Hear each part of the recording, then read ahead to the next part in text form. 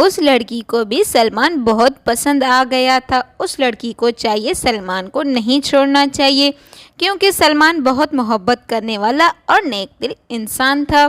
بسم اللہ الرحمن الرحیم۔ السلام علیکم محترم ناظرین، آج میں آپ کے لیے ایک سچی اور خوفناک کہانی لے کر آئی ہوں۔ تو آئیے سنتے ہیں آج کی اس ویڈیو میں ایک پراسرار اور ناقابل یقین کہانی۔ میرا نام سلمان ہے۔ میں حساس اور نرم دل رکھنے والا ایک ڈاکٹر ہوں۔ اپنے پیشنٹ سے محبت کرتا ہوں اور غریبوں کا خیال رکھتا ہوں۔ اسی لیے ہمارے لیے ایک دور دراز گاؤں کی پوسٹنگ کے لیے کام آئی۔ میں نے خوشی سے اپنا نام جلدی سے آگے کر دیا۔ ساتھ میں بیٹھے ہوئے بہت سے ڈاکٹر میری طرف گھور کر دیکھ رہے تھے، جیسے کہ میں پاگل ہوں، کیونکہ میں مطمئن تھا میں نے ڈاکٹر کا عہدہ اپنے خوشی اور غریبوں کی مدد کے لیے چنا تھا۔ یہ ایک چھوٹا سا گاؤں تھا جو انڈیا کے بارڈر کے قریب موجود تھا۔ یہ چھوٹا سا گاؤں، اس میں ایک چھوٹا سا ہسپتال تھا جس کے گرد صحرا بھی پھیلا ہوا تھا۔ وہ گاؤں کے مکانات ایک دوسرے سے تھوڑے تھوڑے فاصلے پر تھے۔ میں ہر وقت مریضوں کے لیے تیار رہتا تھا۔ مجھے 1 ماہ ہو گیا تھا یہاں آئے ہوئے۔ بارڈر کے رینجرز بھی کبھی کبھی بیماری کے سلسلے میں میرے پاس آتے تھے، جن کا میں بہت اچھے سے علاج کرتا تھا۔ ان کا ایک انسپکٹر میرا ایک اچھا دوست بن گیا تھا۔ ایک دفعہ میں اس کے ساتھ شکار پر بھی گیا تھا۔ میں زیادہ دیر باہر نہیں رہتا تھا اور بہت دور بھی نہیں جاتا تھا، کیونکہ میں اس علاقے میں انجان تھا۔ میرے بھٹک جانے کا بھی ڈر تھا۔ ایک شام بہت ٹھنڈی ٹھنڈی ہوا چل رہی تھی۔ میں انجوائے کرتے ہوئے تھوڑی دور صحرا میں چلا گیا اور اندھیرا ہوتے ہی واپسی پر آ رہا تھا۔ اندھیرے میں بہت احتیاط سے چل رہا تھا۔ میں نے راستہ اپنے دماغ میں یاد کر کے رکھے تھے، لیکن واپسی پر پھر بھی راستہ بھول گیا تھا۔ آخر بمشکل مجھے واپسی کا راستہ مل گیا۔ اس وقت بہت اندھیرا چھا گیا تھا اور میں واپسی پر آ رہا تھا۔ مجھے یوں احساس ہوا جیسے کوئی میرے پاس سے ہوا کے جھونکے کی طرح گزرا ہو۔ میں نے جلدی سے پیچھے مڑ کر دیکھا، لیکن مجھے کوئی نظر نہیں آیا، مگر ہوا کا جھونکا خوشبو میری ناک سے ٹکرائے اور میں بے خود ہو گیا۔ لیکن میں بے تاب ہو کر وہ سارا ایریا چھان مارا، لیکن مجھے اس خوشبو کے علاوہ اور کچھ نظر نہ آیا۔ میں کافی پریشان اور الجھا ہوا واپس اپنے ہسپتال میں آ گیا۔ ہسپتال میں 3 کمرے تھے۔ 2 کمرے مریضوں کے لیے تھے اور ایک کمرہ میری رہائش کے لیے تھا۔ میں نے اپنے کمرے میں لیٹ گیا، اس خوشبو کے متعلق باتیں سوچنے لگا۔ ساری رات وہ خوشبو میرے آس پاس بھٹکتی رہی۔ ایک دفعہ ایسا محسوس ہوا وہ خوشبو والی شخصیت جو کوئی بھی ہے میرے کھڑکی کے پاس کھڑی ہے۔ یہ بات سوچتے ہی میں اٹھ بیٹھا۔ دبے پاؤں جا کر کھڑکی کے پاس پہنچا۔ وہ جلدی سے کھڑکی کھول کر دیکھ دی، لیکن مجھے یہ دیکھ کر مایوسی ہوئی۔ کھڑکی کے پاس کوئی نہ تھا۔ وہ رات میری بے سکونی سے گزری۔ صبح ہوا، نماز پڑھا اور ملازم میرے لیے ناشتہ لے کر آ گیا۔ حکومت کی طرف سے اس ہسپتال میں ایک کمپاؤنڈ اور بھی تھا، ایک ملازم جو کہ کام وغیرہ کے لیے تھا۔ ملازم کا نام رحمت تھا۔ رحمت جب مجھے چائے دینے لگا، وہ گھور کر میری طرف دیکھنے لگا۔ رات بھر سویا نہیں، اسی لیے میری آنکھیں سرخ تھی۔ وہ میری آنکھوں میں دیکھنے لگا۔ ڈاکٹر صاحب، لگتا ہے آپ نے رات بھر صحیح سے نیند پوری نہ کی۔ بس یار، رات کو مجھے ٹھیک طریقے سے نیند نہ آ سکی۔ کیوں اور اس کی وجہ مجھے خود بھی معلوم نہیں ہے۔ وہ مزید بات کیے بغیر باہر چلا گیا اور کچھ سوچنے لگا۔ آج پھر اس نے اس طرف جانے کا پروگرام بنا لیا۔ آج اس خوشبو کا راز نکال کر رہوں گا جو کہ اچانک میرے سامنے آ کر میرے ذہن پر چھا گئی۔ وہ خوشبو، لیکن اس دن ایک لڑکا جھگڑے کے دوران زخمی ہو کر اسپتال میں آ گیا۔ 2 پارٹیوں کی اچھی خاصی لڑائی ہوئی تھی۔ ان دونوں میں جوان رینجرز اور ان کے ساتھ میرا دوست بھی تھا۔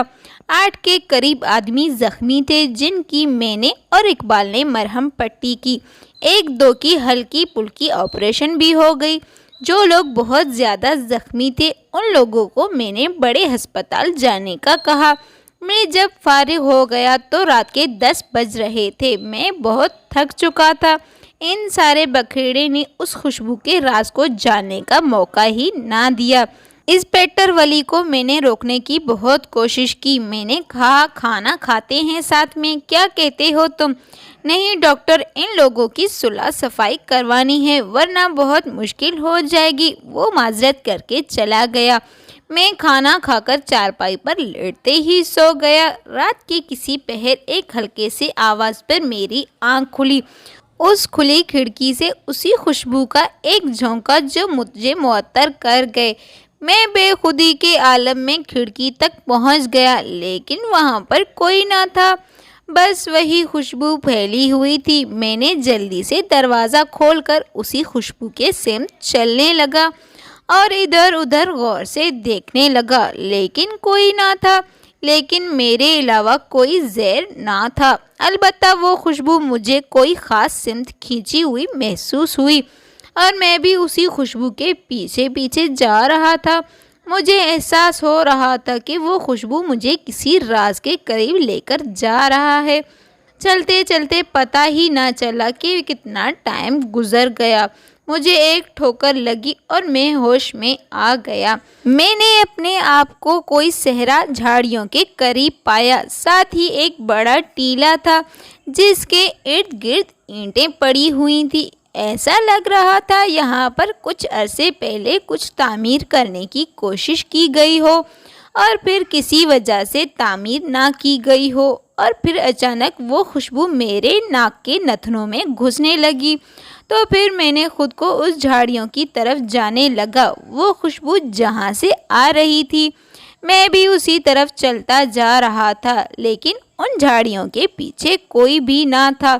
لیکن وہ خوشبو مجھے پاگل سی کرتی جا رہی تھی، لیکن وہ منبع مجھے نہیں مل رہا تھا۔ تبھی اچانک تیز ہوائیں چلنے لگی اور مجھے اس ہوا میں الجھن محسوس ہو رہی تھی، کیونکہ وہ خوشبو کبھی ادھر ہو رہی تھی تو کبھی اس طرف، اسی لیے پریشان ہو گیا۔ وہ خوشبو کبھی آگے تو کبھی پیچھے سے۔ میں اس طرف چکر لگاتے لگاتے تھک گیا تھا اور اس ٹیلے کے اوپر چڑھ کر لیٹ گیا، اور آج چاند تو اپنے جوبن میں تھی، ہر طرف چاندنی پھیلا رہی تھی۔ مجھے پیاس لگ رہی تھی، میرے پاس پینے کو پانی نہ تھا اور اس صحرا میں پانی کا ملنا بھی مشکل تھا۔ کچھ دیر ٹھنڈی ٹھنڈی ریت پر لیٹا رہا، اب واپسی کا ارادہ کر لیا اور واپسی کے راستے پر چلنے لگا۔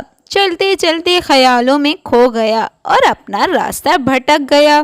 میں تو بےتاب ہو کر اس طرف چلنے لگا تو مجھے سامنے سے ایک کھنڈر دکھائی دیا۔ میں کافی پریشان تھا کیونکہ میں راستہ بھول گیا تھا۔ میرے دل نے کہا واپس چلو، لیکن دوسرا دل کہہ رہا تھا ایک نظر اس کھنڈر کو دیکھ لو۔ تبھی میں نے کھنڈر کی طرف جانے لگا۔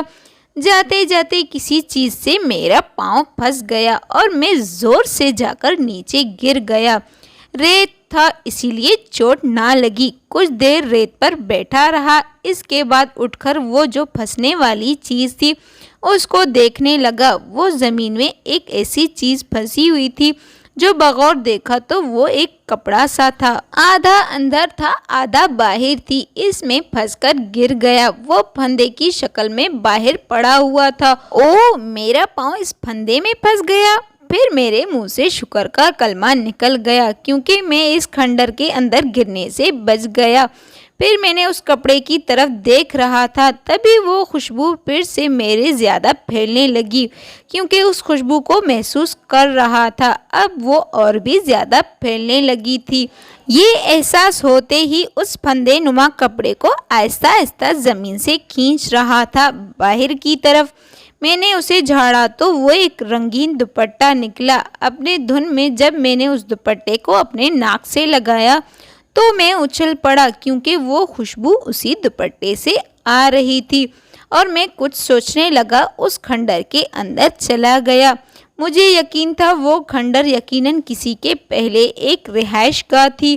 اسی لیے میں اس کے اندر چلا گیا۔ جب میں نے پورے کھنڈر کا جائزہ لیا، اس کے اندر 8 کے قریب کمرے تھے۔ 8 کا آدھا آدھا دیوار گرا ہوا تھا، لیکن چھت کسی کی بھی نہ تھی۔ اس کھنڈر میں تلاش کرنے کے باوجود مجھے کچھ نہ ملا۔ تبھی میں بے درد ہو کر وہاں سے باہر نکلنے لگا۔ جب میں پیچھے مڑ کر دیکھا تو کسی کے سسکیوں کی آواز آنے لگی، اور پھر میں دیوانوں کی طرح ادھر ادھر بھاگنے لگا۔ بھاگتے ہوئے مجھے احساس ہوا میرے قدموں کی دھمک آواز نکل رہی تھی، جس سے مجھے شک ہوا اس کمروں کے نیچے ایک تہہ خانہ بھی ہے، اور اب وہ سسکیوں کی آواز آہستہ آہستہ مدھم ہو گئی تھی۔ میں نے تہہ خانے کا بہت راستہ تلاش کیا، لیکن ناکام رہا۔ اس وقت میری حالت ایسی ہو رہی تھی جیسے کہ پیاسا ہوا آدمی دور سے آئے کنویں کو دیکھ کر خالی پریشان ہو جائے۔ اب وہ سسکیوں کی آہستہ آہستہ آواز مدھم ہوتے ہوتے ختم ہو گئی تھی۔ میری بے چینی میرے اندر پیدا ہو گئی تھی۔ میں تھک ہار کر واپس اپنے ہسپتال جانے کا ارادہ کر لیا۔ جو میں نے کھنڈر سے نکلا تو واپسی کا راستہ مجھے نہ ملا۔ سورج کی کرن نظر آنے لگی۔ میرے لیے مزید پریشانی کا اضافہ ہوتا جا رہا تھا، کیونکہ صحرا کا سہراب آدمی کو کہاں کا کہاں رکھتا ہے۔ اس میں پریشانی والی بات اور تھی کہ ساتھ میں انڈیا کی ایک سرحد تھی، کیونکہ اس کی کوئی نشاندہی نہ تھی۔ اسی لیے مجھے ڈر تھا کہ میں کہیں غلطی سے ادھر نہ چلا جاؤں۔ اسی سوچ میں گم تھا، میرے دماغ میں کہیں خیال آیا۔ میں کھنڈر کے ایک دیوار پر بڑے سے چڑھ کر کہیں دور دور تک دیکھنے لگا، اور سامنے ہی کچھ دور مجھے کئی مکانات کی چھتیں نظر آنے لگی۔ میں نیچے اتر کر اس طرف چل پڑا۔ میں چلتا جا رہا تھا، لیکن راستہ ختم ہونے کا نام نہیں لے رہا تھا۔ اب مجھ سے چلا نہیں جا رہا تھا، کیونکہ کل شام سے میں نے کچھ نہ کھایا نہ پیا تھا۔ میرے سامنے ایک بڑا سا ٹیلا تھا، میں جس کے اوپر بہت مشکل سے چڑھ پایا، اور پھر میرے سامنے رینجرز کی ایک ہجوم دکھائی دی، جسے دیکھ کر میں بہت زیادہ خوش ہو گیا، اور میں لڑکھڑا کر جا کر ٹیلے سے نیچے گرا۔ اس کے بعد کسی آدمی کے شور کی آواز سنائی دی۔ اس کے بعد مجھے اپنا ہوش نہ رہا۔ ہوش آتے ہی میں نے خود کو ایک صاف ستھرے کمرے اور چارپائی پر پایا۔ اس وقت کسی نے مجھے اٹھا کر بٹھایا اور مشروب پلایا، جس سے میری جان میں کچھ جان آ گئی۔ جب آنکھوں کے آگے روشنی آئی اور میں نے آنکھیں کھول کر دیکھا تو میرے سامنے میرے دوست انسپکٹر ولی کھڑے تھے۔ اسے دیکھ کر میرے خوشی کا کوئی ٹھکانہ نہ تھا۔ ہاں جی ڈاکٹر صاحب، کہاں کی سحر کر کے خوشی سے بے ہوش ہو گئے ہو؟ اس نے مسکرا کر میری طرف دیکھ کر کہا۔ کچھ نہیں یار، بس آج جی چاہ رہا تھا بے ہوش ہونے کو، میں نے اسے کہا۔ وہ کھل سا گیا۔ اس کے بعد ہم دونوں کے بیچ ہلکی پھلکی باتیں ہوتی رہی۔ اس کے بعد ہم لوگ اصل بات پر آ گئے۔ میں نے اسے اپنے ساتھ ہونے والے واقعے کے بارے میں بتایا۔ وہ ساری بات سن کر سوچ میں پڑ گیا۔ ارے یار ولی، نہ سوچ میں کیوں پڑ گئے ہو؟ کچھ دور تو ہے وہ کھنڈر، چلو چل کر دیکھتے ہیں۔ میری بات پر اس نے سر ہلایا۔ 2 سپاہی جو کچھ کھدائی والے لے کر آ گئے۔ ہم لوگ اونٹوں پر بیٹھ کر اس کھنڈر کی طرف چلے۔ ہم لوگ اس کھنڈر میں پہنچ گئے۔ اس نے اپنے قدموں کی دھمک محسوس کر لیا۔ پھر اس نے کہا، واقعی یار اس کھنڈر کے نیچے ایک تہہ خانہ ہے۔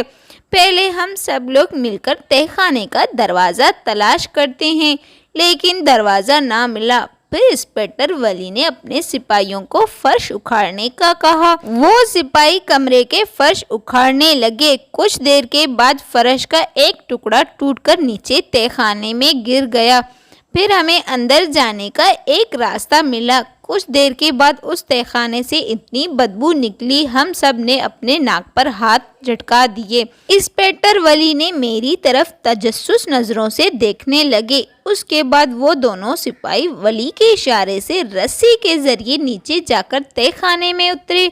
ان کے پاس 1-2 ہیوی ٹارچ تھے۔ کچھ دیر بعد وہاں سے ایک چیخ نما آواز سنائی دی، سر اندر 2 لاشیں پڑی ہیں۔ یہ آواز سن کر مجھے دھچکا لگا۔ تہہ خانے کا راستہ تلاش کرو جلدی سے۔ کچھ دیر بعد آواز آئی، سر راستہ مل گیا۔ کچھ دیر بعد ٹھکا ٹھک کی آوازیں آنے لگی۔ انہوں نے دروازہ کھول دیا۔ وہ دروازہ کمرے کے دروازے کے برابر میں تھا۔ نیچے اترتے ہوئے ہم نے اس جگہ سے نکلتے ہوئے اینٹوں کا معائنہ کیا۔ ایسا لگا کہ کچھ دن پہلے اس کا راستہ بند کیا گیا۔ اس لاشوں کو دیکھ کر مجھے جھٹکا لگا کیونکہ ایک لڑکی کے کپڑے اس دوپٹے سے میچ کر رہی تھی۔ سورج کی روشنی اب دونوں طرف سے تہہ خانے میں آ رہی تھی۔ روشنی ان لاشوں پر صاف نظر آ رہی تھی۔ جب میں اس لڑکی کے لاش کے قریب آیا تو میرے رونگٹے کھڑے ہو گئے کیونکہ دونوں کو بری طرح کسی نے بےدار چاقو سے قتل کیا گیا، اور میں آگے بڑھ کر لڑکی کا چہرہ دیکھنے لگا۔ میری دل کو گھبراہٹ آ گئی، مجھے چکر آنے لگے، میرے دل کو تیر نما لگا، میرا ذہن 1 مہینے پیچھے چلا گیا۔ ڈاکٹر صاحب آپ نے تو بہت اچھی پٹی کی ہے میری۔ تو کیا پہلے والے ڈاکٹر اچھی پٹی نہیں کرتے تھے؟ نہیں ڈاکٹر صاحب وہ بھی اچھے تھے، لیکن وہ لڑکیوں کو عجیب نظروں سے دیکھتے تھے۔ اس لڑکی کی آنکھوں میں مجھے عجیب سی چمک نظر آ رہی تھی۔ پٹی کرنے کے بعد وہ مجھے گھور کر دیکھ کر کہنے لگی، ڈاکٹر صاحب آپ بہت اچھے ڈاکٹر ہیں۔ اس وقت میرے کندھے پر ایک مضبوط ہاتھ کا وزن پڑا تو میں ہوش میں آ گیا۔ کہاں کھو گئے ہو؟ میں تو تم سے کچھ پوچھ رہا ہوں۔ کچھ نہیں، یہ لڑکی 1 مہینے پہلے میرے پاس آئی، اس نے پٹی کروائی تھی، اسے کہیں زخم ہوا تھا۔ ابھی میں نے مرد کی لاش کو بغور دیکھنا شروع کیا۔ اس مرد کی لاش بہت کٹی پھٹی لگ رہی تھی۔ اس مرد کو بہت برے طریقے سے مارا گیا، بلکہ لڑکی کو پیچھے سے ایک وار کیا گیا، اس کی آدھی گردن کٹی ہوئی تھی۔ ان دونوں کو کسی نے بہت برے طریقے سے مار کر تہہ خانے میں پھینک دیا، اور اوپر سے تہہ خانے کا دروازہ بھی اینٹوں سے بند کر دیا۔ انسپکٹر ولی نے اسی وقت ایک سپاہی، جہاں قریبی علاقے میں میرا ہسپتال تھا، اس طرف بھیج دیا۔ اس کا مطلب اس لڑکی کا رہائش اسی علاقے میں ہے۔ ہم نے ان لاشوں کو باہر نکال کر رکھ دیا، ان پر ایک کپڑا ڈال دیا۔ جب گاؤں والے آ گئے تو انسپکٹر ولی ان سب سے پوچھنے لگا، آپ کے گھر میں سے کوئی افراد غائب تو نہیں ہے؟ جس کے جواب میں وہ سب نہ کے ارادے میں گردن ہلانے لگے۔ اس وقت انسپکٹر ولی نے 2 آدمی بلا کر ان لاشوں کو دکھائی تو ایک طرف سے شور نما آواز گونجی۔ وہ دونوں فرد اسی گاؤں کے تھے۔ انسپکٹر ولی کو بہت غصہ آیا جب اس نے پوچھا کہ آپ کے گھر سے کوئی غائب ہے، لیکن سب نے نہ کے ارادے سے سر ہلایا، جبکہ لاشوں کو دیکھ کر لگتا تھا کہ ان کو 1 ماہ ہوا ہے غائب ہوئے۔ جب انسپکٹر ولی ان سے پوچھنے لگے تو ایک ہی جواب تھا، انسپکٹر ولی ہمیں کچھ پتہ نہیں ہے۔ میں ایک طرف گم سم بیٹھا ہوا تھا۔ انسپکٹر ولی نے انہیں دھمکی دی، میں تم سب لوگوں کو جیل میں بند کروں گا، مجھے سچ بتا دو۔ انسپکٹر ولی نے بہت سختی کی۔ لڑکے کے باپ نے بتایا وہ دونوں مطمئن تھے کیونکہ اس گاؤں کے چودھری اس کے بیٹے نے اس لڑکی جس کا نام عذرا تھا اسے کہیں دیکھا، پھر اس کے پیچھے پنجے جاڑ کر پڑا رہا۔ آخر اس رات لڑکی کے والدین اور لڑکے کے والدین مجبور ہو کر ان دونوں کا نکاح کروا دیا۔ ان دونوں کو یہاں سے نکال دیا، انہیں بولا کہیں لاہور جانے کو۔ وہ دونوں خاندان مطمئن ہو گئے تھے۔ سب لوگ مطمئن تھے کیونکہ ہمارے بچے ایک محفوظ جگہ پر پہنچ گئے ہیں۔ انسپکٹر ولی نے یہ سن کر اپنے بڑے افسر کو سب بتا دیا۔ اس کے بعد چودھری کے بیٹے اور ان کے سب ساتھیوں کو گرفتار کر دیا۔ تفتیش کے دوران پتہ چلا وہی ان دونوں کے قاتل تھے۔ وہ ہر وقت لڑکی کے پیچھے تاک جھاڑ کر پڑے تھے۔ جب انہیں پتہ چلا یہ دونوں شادی کر کے دوسرے شہر جا رہے ہیں تو رات کے 2 بجے ان دونوں کو قتل کر کے اس تہہ خانے میں بند کر دیا۔ میں بہت دنوں تک اس لڑکی اور اس واقعے کے بارے میں بہت پریشان تھا۔ یہ سوچتا تھا کہ یہ خوشبو صرف میرے پاس راز کو بتانے کے لیے کیوں آیا۔ یہ خیال میرے ذہن میں آیا کیونکہ میں ایک نرم دل انسان ہوں اور نیت کا صاف بھی۔ جب اس دن وہ لڑکی میرے پاس پٹی کروانے کے لیے آئی تو وہ بھی میری تعریف کر رہی تھی۔ شاید اس لڑکی کی روح ناگہانی موت اور لاشوں کی تلاش کے لیے میرا انتخاب کیا۔ پھر ان دونوں کی گلی سڑی لاشوں کو غسل کروا کے کفن دفن پہنا کے نماز جناز ادا کر کے ان دونوں کو دفن کر دیا۔ گاؤں کے سب لوگوں کی آنکھیں نم تھے۔ اس واقعے کے بعد میں اس گاؤں میں 1 سال تک رہا۔ کئی بار اس کھنڈر کی طرف گیا لیکن اس خوشبو کا کوئی بھی احساس نہ ہوا۔ تو محترم ناظرین، اگر آپ لوگوں کو یہ ویڈیو پسند آئی ہو تو ویڈیو کو لائک اور چینل کو سبسکرائب کر دینا۔ مزید اچھی ویڈیوز دیکھنے کے لیے ہمارے ساتھ ہی جڑے رہیے۔ آج کے لیے اتنا ہی کافی ہے، پھر ملتے ہیں کل۔ اللہ حافظ۔